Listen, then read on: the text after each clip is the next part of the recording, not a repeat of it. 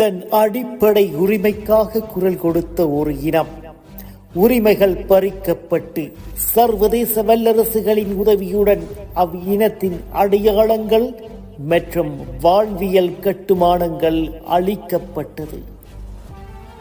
காக்கைக்கு கூட இவ்வுலகில் சுதந்திரம் உள்ளது.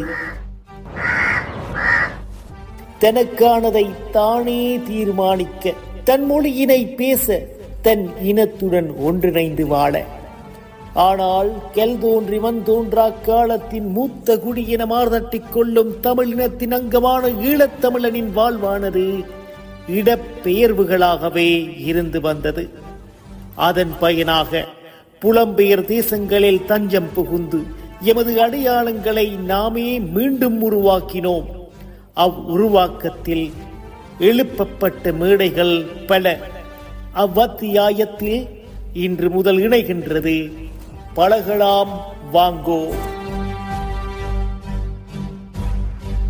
தேசம் விட்டு தேசம் வந்தாலும் எம் மண்ணையும் மக்களையும் மொழியையும் மொழியியல் அடையாளங்களையும் மற்றும் எங்கள் கலை பண்பாட்டு சின்னங்களையும் நம் நேற்றைய தலைமுறையினருக்கு ஞாபகப்படுத்தவும் நாளைய சமூகத்திற்கு அறிமுகப்படுத்தவும் உருவாகின்றது பழகலாம் வாங்கோ.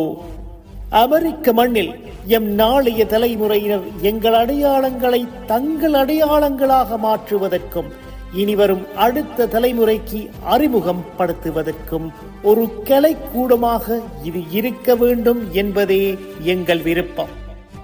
அதே நேரம் அமெரிக்க மண்ணில் இருக்கும் எங்கள் குழந்தைகள் எம் மண்ணின் மைந்தருடன் இணைக்கும் ஒரு உறவு பாலமாகவும், எம் குழந்தைகள் எம் மண்ணின் மக்களுடன் இணைந்து எம் இனத்தின் மேம்பாட்டுக்கும் மீள்கட்டுமானத்திற்கும் உதவும் சமூக ஆர்வலர்களாக மிளிரவும் இந்த மேடை உறுதுணை அளிக்கும் என்று நம்புகின்றோம்.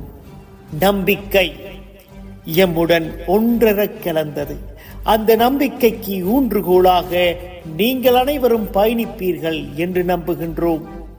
போற்றுவோர் போற்ற புழுதி வாரி தூற்றுவோர் தூற்ற தமிழன் என்ற அடையாளத்துடன் தரணி எங்கும் தமிழ் பரப்ப இதோ இன்று ஆரம்பமாகின்றது பழகலாம் வாங்கோ.